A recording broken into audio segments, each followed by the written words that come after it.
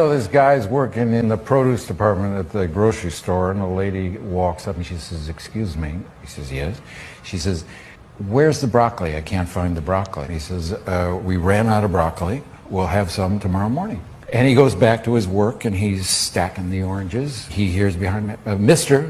He turns around and it's the same lady. And she says, "Where's the broccoli? You got any broccoli?" He says, "No, ma'am. We're fresh out of broccoli. We'll have some tomorrow morning." Goes back to work. A couple of minutes later, this woman walks right up in his face and she says, "How come I can't find any broccoli?" He says, "Do me a favor, will you?" She said, "What?" "How do you spell cat? Like in catastrophic." She says, C-A-T. "How do you spell dog? Like in dogmatic?" She says, D-O-G. He says, "How do you spell like in broccoli?" She says, "There is no broccoli." He said, "That's what I'm trying to tell you, lady." Did you know that they have opened up a new store in New York City? Anybody heard about the new store in New York City? It's called the Husband Store. And you can go there and shop for a husband. There's 6 floors in this store.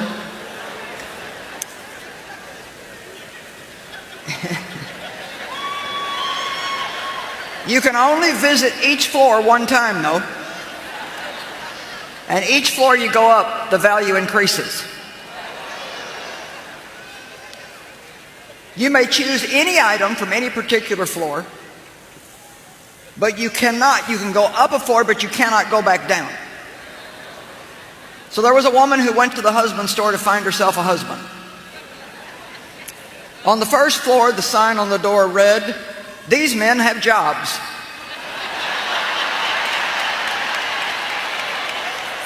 That sounded good. These men have jobs. Floor 2 says, "These men have jobs and love kids." Floor number 3 said, "These men have jobs, love kids, and are extremely good looking." Wow, she thought, this is sounding pretty good, but I'm compelled to go on to the next floor.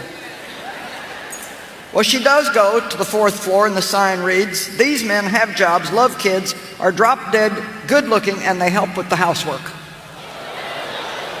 "Oh, mercy me," she said, "I can hardly stand it." Still, she said, "I've got to go on." She went to the 5th floor. "These men have jobs, love kids, are drop dead gorgeous, help with the housework, and have a very strong romantic streak."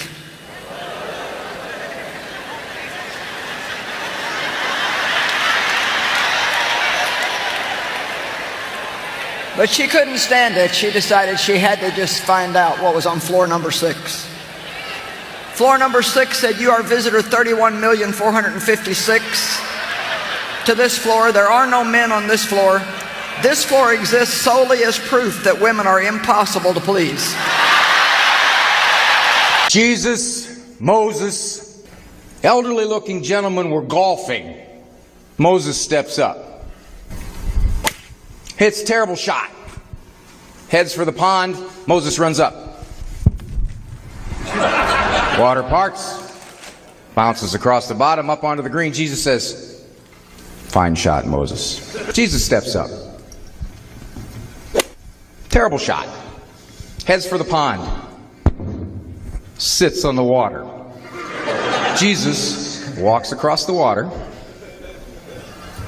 Stands, chips the ball up onto the green. Moses says, "You too, Jesus, fine shot." The elderly looking gentleman is just taking this all in. He steps up, hits the worst shot of the 3.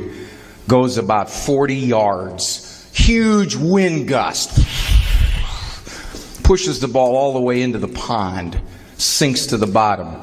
Big carp comes up, leaps the water. A minute later, apex 3 feet with a ball in its mouth. Starling comes out of the woods, grabs the ball right at the apex, flies 325 yards down the fairway, drops the ball onto the green. Squirrel comes out of the woods, nudges the ball into the cup for a hole-in-one.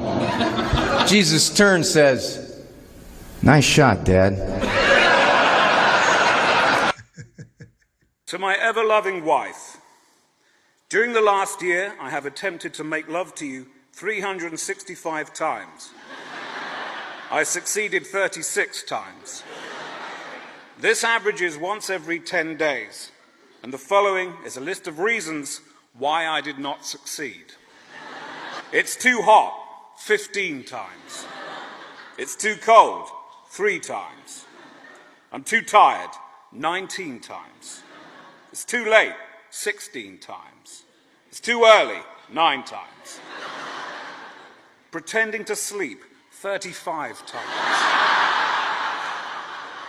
I'm not in the mood, 21 times. Mind my hair, 28 times.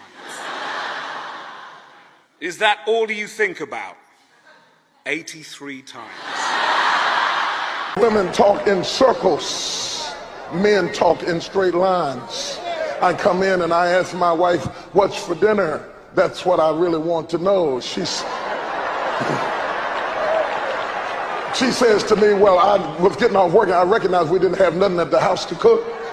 So I knew I had to stop by the store to get something. I was going to go to Big Bear because they had a sale on. But the traffic was backed up all the way up 75. I had to go down 35 and up Euclid. I came up Euclid and got to Kroger's. Now, you know, I hated to pay full price for chicken when I knew that right over at Big Bear they had it on sale. But I went ahead and got it anyway. And while I was in the store, I saw some ice cream and some chicken. I ran into Fred's wife. Can you believe it? That girl is pregnant again. Anyway, I got back home. Can't you just say chicken? I'm going to tell you a little story. You see, this lady was badly in need of a husband. So she thought, I'll put an ad in the paper. No, it wasn't Shelley, she had John. And she put the ad in the paper. And she said, wanted a husband. He must not beat me. He must not chase after me when I go out with my friends. But he must be good in bed. And anyhow, the next day she hears this ring and she goes out. And here's a man sitting in a wheelchair. And she looks at him and she thought there must have been an accident down the road. And she said, but you've got no arms and no legs. She said, what are you sitting here for? He said, you're the lady that put the ad in the paper for a husband and I've come to apply for the position. She said, but you've got no arms. He said, well, I can't beat you, can I? She said, and you've got no legs. Well, he said, I can't chase after you when you go out, can I? And then the tears rolled down her cheeks and she said, I wanted somebody that was good in bed. And with a smirk on his face and a big grin, he said, rang the doorbell, didn't I? You're playing for the club championship. After 17 holes, you and your opponent are dead even. You have the honors off the 18th tee. You hit your drive right down the middle of the fairway, 250 yards. Your opponent goes straight right into the woods. You help him look for the ball for about 10 minutes. Finally, he says to you, why don't you go back and hit your second shot? I'll look for my ball for a couple more minutes. If I don't find it, I'll go back and tee up again. You go out to the fairway, you hit your second shot. It's perfect, lands about 10 feet from the pin. Just as your ball hits the green, from out of the woods you hear, found it. The ball comes flying out of the woods, drops about this far from the pin for a gimme. Here's the dilemma. Do you take the cheating bastard's ball out of your pocket and confront him with it? Or you just keep your mouth shut? I am 83 years old. I was in the McDonald's drive-thru this morning. The young lady behind me leaned on her horn and started mouthing some ugly things because I was taking too long to place my order. So when I got to the first window, I paid for her order along with my own. The cashier must have told her what I had done because as we moved up, she leaned out her window and waved to me as she began mouthing, thank you, probably feeling embarrassed that I had repaid her rudeness with kindness. When I got to the second window, I showed the server both receipts and I took her food too. Oh my God! It was shows her right. Now she has to go back to the end of the queue and start all over again. Oh boy. Don't blow your horn at old people.